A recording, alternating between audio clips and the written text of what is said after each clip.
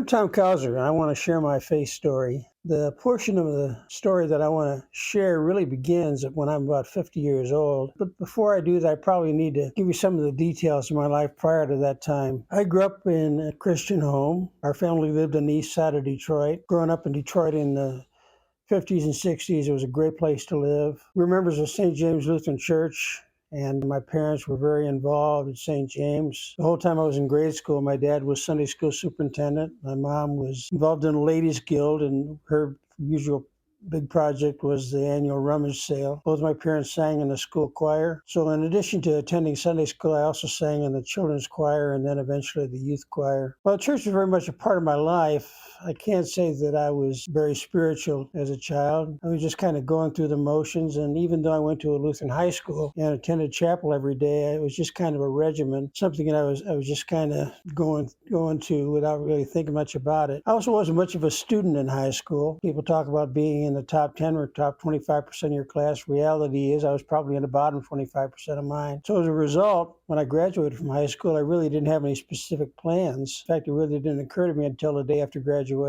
that was the case. So a friend of mine was going to trade school, and he convinced me to try that, but it only took a few weeks to discover that the things that had kept me in high school, sports and girls, they didn't have in trade school, so I quit. About that time, the church custodian at St. James had a heart attack and was unable to work, and they needed a custodian, and I needed a job, and that's where I ended up. It so happened at that time there was a vicar at St. James named Al Hari, and Alan really was the first one who saw something in me that he just wouldn't let go of me. I was also going through a real spiritual crisis at that time, a lot of sleepless nights because I knew that I had wasted my high school years, feel really guilty, and that was the first realization that I needed to turn things around. So with Vicar Hari's encouragement, I took some classes at a local college that would accept me. He and our pastor went to bat for me in Concordia Teachers College in River Forest, Illinois. Took a chance, and they admitted me. My goal when I went into education was that I hoped working with teenagers so they wouldn't make the same mistakes that I did. And that was kind of youthful idealism because I discovered that kids always will be kids. I did manage to graduate from Concordia, probably because in the sophomore year, I started dating a cute blonde who was an honor student who wouldn't allow me to fail. We had a lot of study dates on Saturday nights, and to this day, she still proofreads most of the work that I put out. By the time I graduated, I actually had made Dean's List once, and my grades were good enough to get into grad school. After graduation, well, for 28 years, I served 4 congregations in Missouri, the Chicago area, and then eventually in Dallas in youth ministry. And then I also did some time with the Texas district overseeing youth ministry in the state. But my life changed drastically in 1996 at age 50 because I began a new chapter in my life as a school counselor at Lutheran High School of Dallas. My job as a school counselor was to work with students who were having academic and behavioral and personal issues. And it also went on to include substance abuse intervention and peer mediation. In the classroom,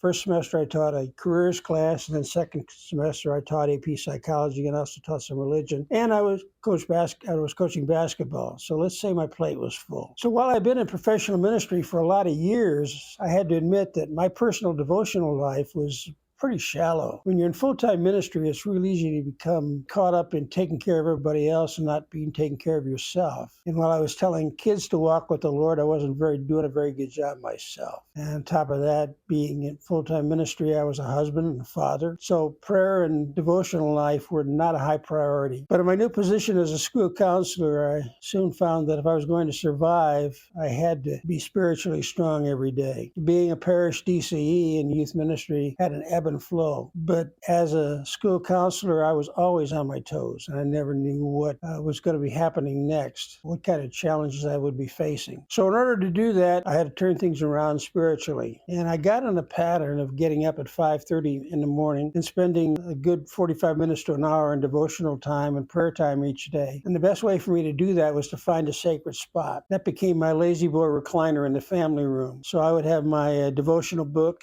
and my Bible and my prayer journal. But I also had this close at hand. It's a wood carving that actually one of the members of my youth group somewhere in the mid-'80s gave me. And the wood carving, you probably can't see it real well, but I'll describe it for you. It's a little girl who's standing on a boulder, and she's asleep, and she's resting with her head in a hand. Now, my wife would tell me that this hand is a musician's hand because the fingers are very long and slender. You need that to play an organ and piano. In this case, they're long and slender, but they also appear to be very strong. And this reminds me, and continues to remind me day after day, that I can rest secure in the hand of God. And so this has always been a very, very meaningful piece of art for me. The rock is my Lord Jesus Christ that I stand on, and I'm always safe in the hands of God. So in many ways, my 11 years at Lutheran High School were the most satisfying years of my adult life. I got to hang out with kids 8 hours a day, 5 days a week, sometimes 8 to 10, maybe even 12 hours a day during basketball season. And I really felt that I would finish my career and retire from Lutheran High School at age 65 or 66. And that fit into our family plan because our house would be paid off about that time. Things seemed to be going all right. The school was doing well, but little did I know that my faith was going to be tested.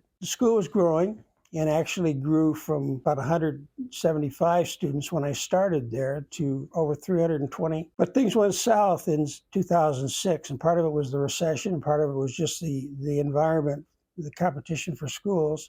But enrollment dropped by 30 students that school year, and it doesn't take a mathematician to figure out that when you're down 30 students at $9,000 to $10,000 a pop, the school was going to be in financial trouble. There was going to be a deficit. And there were rumors of staff cuts, but little did I think that it was going to be me. In April of 2007, I was called into a meeting and informed that I was going to be terminated at the end of the school year. And to be perfectly honest, I was angry and I felt very devalued. I had served the school well prior to being on the faculty. I'd been on the board, chairman of the board of directors, invested a lot of time and money in the school. And I felt like I'd been betrayed. My first plan was, well, I'll just look for another counselor position. But, I interviewed for a lot of positions. But to be perfectly honest, nobody wants to hire a 61-year-old guy who spent his entire career working with teenagers. So when the school year ended and we moved into summer, I faced a very uncertain future. And my devotional time, I can tell you, became much more intense. And God and I had a lot of conversations about His plan for my future. My sacred spot during this time shifted from the lazy boy, because it was summer, to a swing on our back porch. And I would spend a lot of time on that swing talking with God, sometimes late into the evening. But God was faithful, and He opened some doors for me. Through a friend of one of our sons, I was offered a position doing hospital visitation for a hospital chaplaincy ministry. And that was a half-time position. And to make up for the other half-time that I had lost, when I finished at the high school, I did some substitute teaching. And then sometime that fall, I decided to officially retire because I felt that way I could at least be drawing some benefits. And that helped out because I didn't have to do the substitute teaching anymore. And I could just do the hospital chaplaincy work, but also gave me more time. Now, I've always been a writer. I did a lot of curriculum writing in the 70s and 80s and even in the 90s for Concordia Publishing House, mostly Sunday school curriculum, high school Bible class material, confirmation material. But it always talked about writing a book on parenting based on my experience in working with kids and their parents. So that led me to write the book, Parenting Without Guilt: The 7 Things That Parents Do to Screw Up Their Kids, which was published in 2009. As a follow-up to that, I started writing a weekly newsletter that went out to parents. And as a writer, when you write books, there's not a lot of money in writing books. Money really comes when you start workshopping those books and getting out and talking about them. And so I did a fair amount of that. And over the next couple of years, I suddenly discovered that things were shifting in terms of what parents were asking, because I'd always open up and ask for questions afterwards. And that's when I started discovering that culture had changed a little bit. And millennials and now Gen Zs are very, very different than previous generations. And so I wrote a book about millennials titled Passing the Torch: Sharing Faith and Values with the Millennial Generation. And then a follow-up book called Relevant: and I continued to write my newsletter. And that's what I continue to do today. I do coaching and consulting work, primarily with DCs and pastors and church leaders. My advice to anybody who's thinking about retirement is have a plan, because God continues to open doors for us to use our talents if we're just open to His calling. My favorite devotional writer these days is Paul David Tripp. If you want to do some research on him, but I also continue to go back to my other favorite writers. One of whom is Walt Wangren Jr., and the other would be Max Lucado. The scripture verse that has really been the keystone in my life is Psalm 121, and it goes like this. I look to the hills. Where does my help come from? My help comes from the Lord, the maker of heaven and earth. Because He will not let my foot slip, and He who watches over me never slumbers nor sleeps. He's a shade at my right hand, so the sun isn't going to harm me by day, nor the moon by night. The Lord watches over my life, my coming and my going, both now and forevermore. I'm Tom Couser, and that's my faith story.